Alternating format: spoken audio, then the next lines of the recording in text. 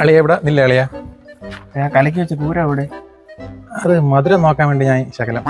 ഡേയ്, നിന്നെ കരുതി ആ കൊച്ചിനിപ്പോ ഒരു ദിവസം ഞാൻ 1 കിൻഡൽ പൂരമാണ് വാങ്ങിച്ചോണ്ടിരിക്കും. ഒന്നുമില്ലെങ്കിൽ നീ അതിന്റെ വല്യച്ഛനല്ലടാ, ഒരു മര്യാദ വേണ്ടേ?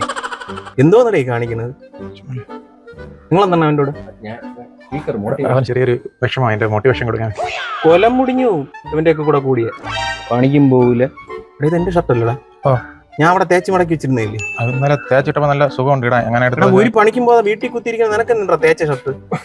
അളിയ ചിരിക്കാരി അളിയ. ഡേയ്, പല ആവർത്തിയായി ചേട്ടനാണെന്ന് കരുതിയാണ് ഞാൻ വെറുതെ വിടുന്നത്. ഇനി ഇത് കണ്ട സത്യമായിട്ട് ഞാൻ പെടലി അടിച്ചു തിരിക്കും. അടിക്കോ? ആ, ചെയ്യും, ഉറപ്പായിട്ടും ചെയ്യും.